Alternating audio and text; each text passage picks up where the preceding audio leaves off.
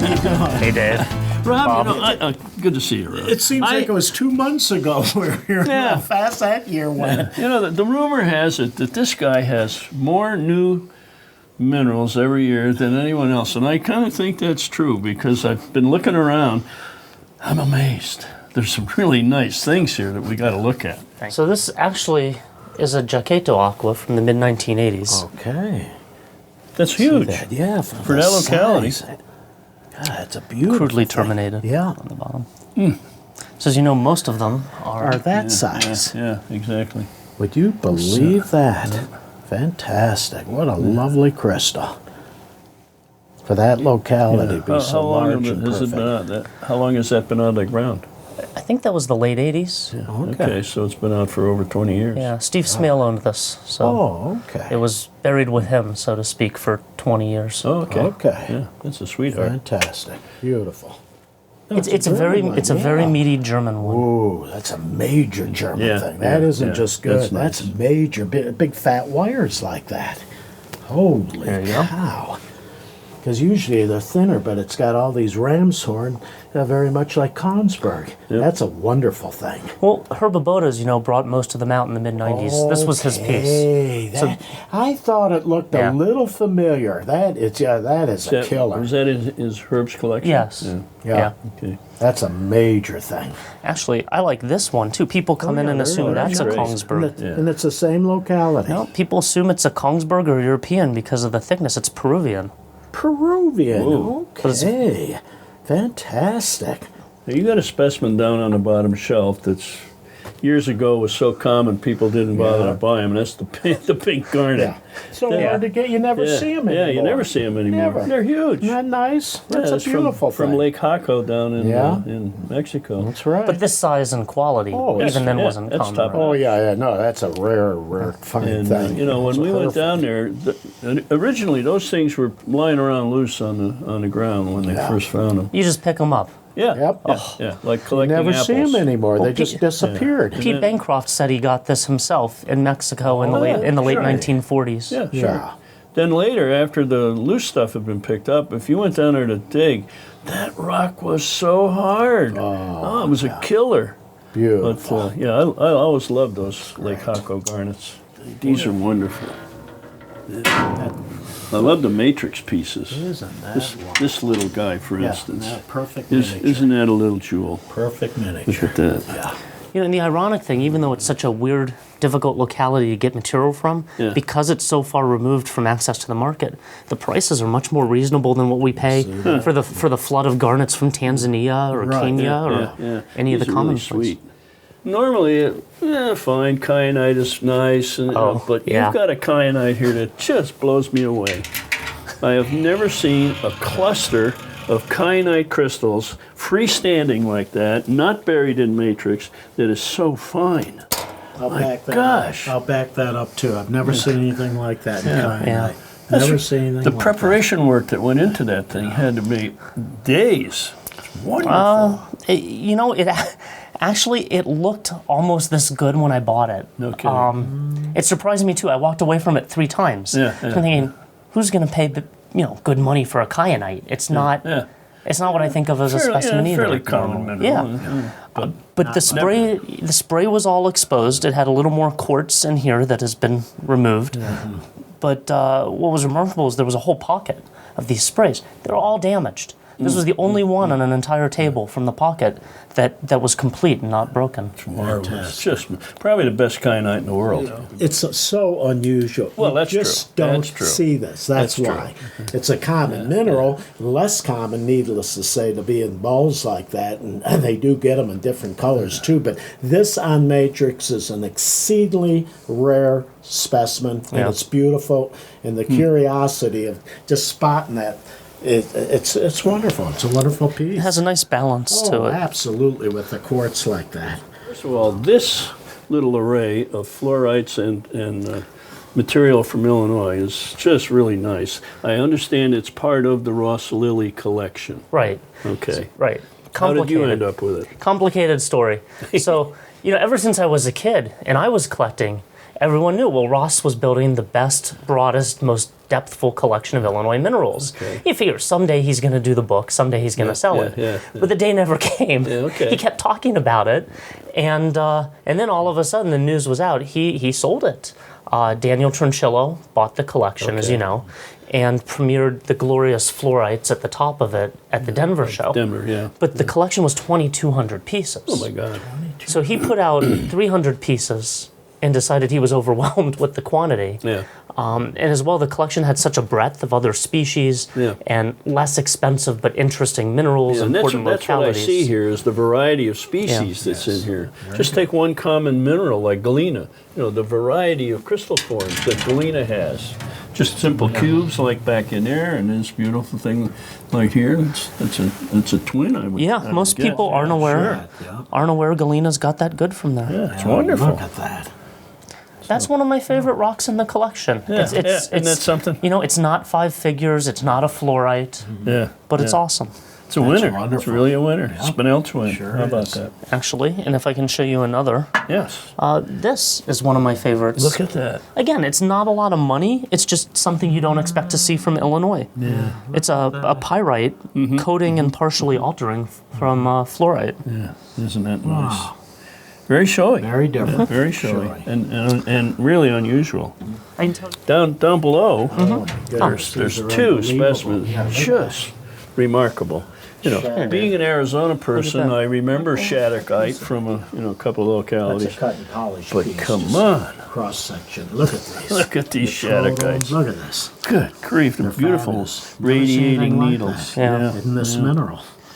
And Wonderful. the scary thing is they're still dirty. They're just washed in water lightly. Yeah. So it'll be even better when cleaned up. That's Now, right. are those out of Shinkolobwe, or what's the locality? We don't know. These showed up at the beginning of the show. Okay. One African dealer brought them in, and I got some, and Brian Cosner actually got the majority of the pieces are with him.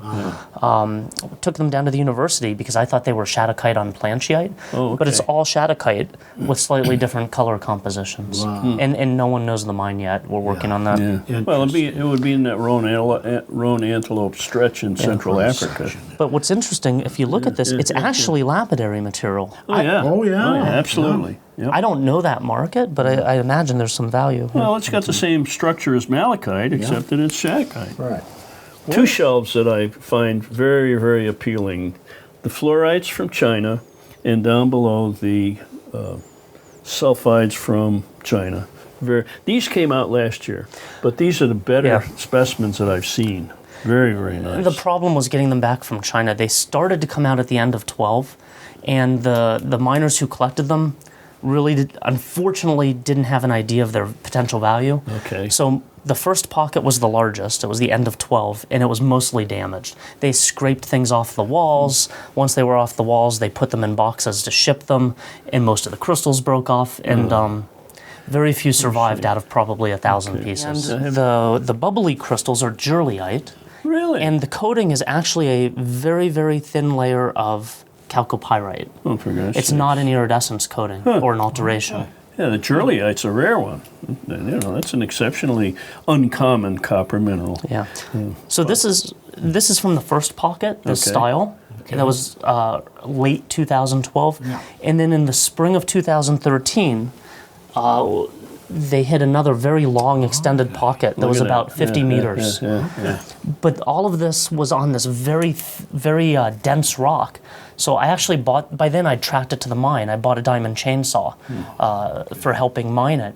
And the chainsaw worked for a little bit and then jammed up with the copper in the rock. Oh, okay. Yeah. So again, you have a problem. Even though then they knew the value was high, it was difficult to extract. Exactly. And that's this style on the big matrix pieces. Fantastic.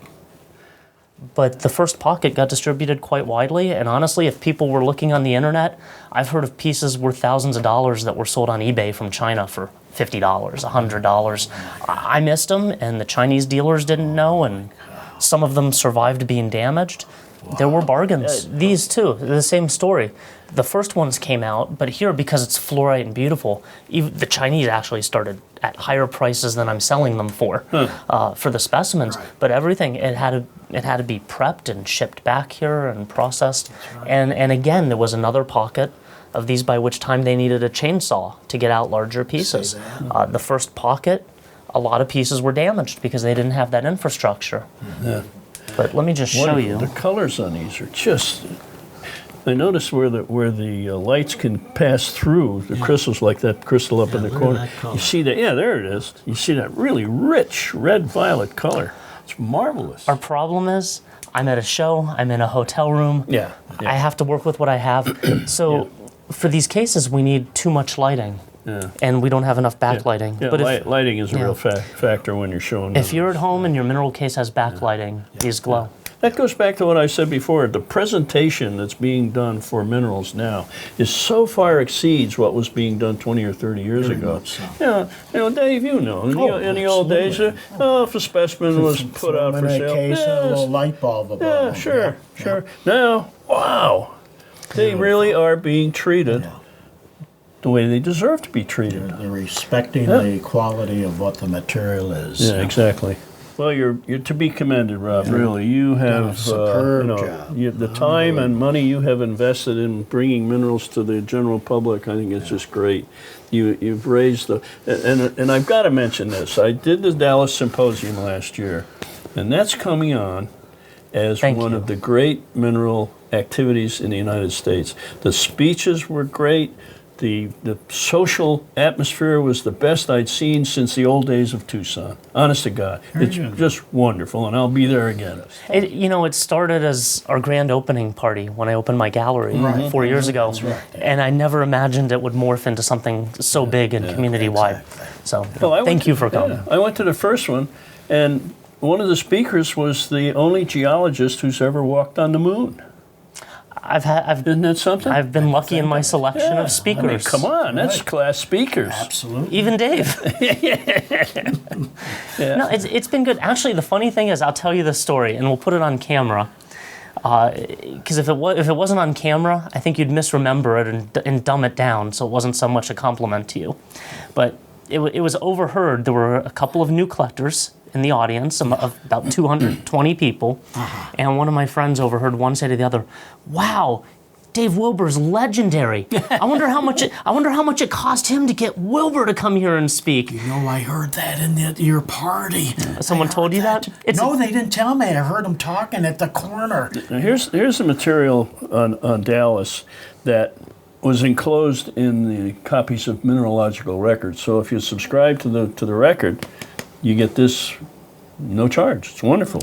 And it tells the whole history of this. There was a young lady named Monica who did most of the organizing. Yeah, I hired her to administer this more professionally. Yeah, She has a background in graphics design. Good. So Beautiful. Yeah, she's responsible for the more professional look of the symposium and the feel of it. So actually, I have most of my stuff out this year, more than usual. There's not a lot hidden in back, but maybe I can show you 2 or 3 special pieces. Sounds great. Sounds good. Come to my bathroom. Yeah. You'll never believe where these pyrites are from. Just incredible textbook pyrites on crystallized dolomite twins. Beautiful. Jeez, look at Look at this. And these are dirty, and they're that good. This is from the Chivor Emerald Mine. Okay. You're kidding. Wow. No. I knew pyrite occurred down there. Fantastic. Yeah. Not like that. Yeah, when I was down in Columbia, I didn't get over to Chivor. I was in Look at Luso that. area. You would have owned this in a minute, Oh, right? absolutely. Yeah. This, any one of the 3. Absolutely.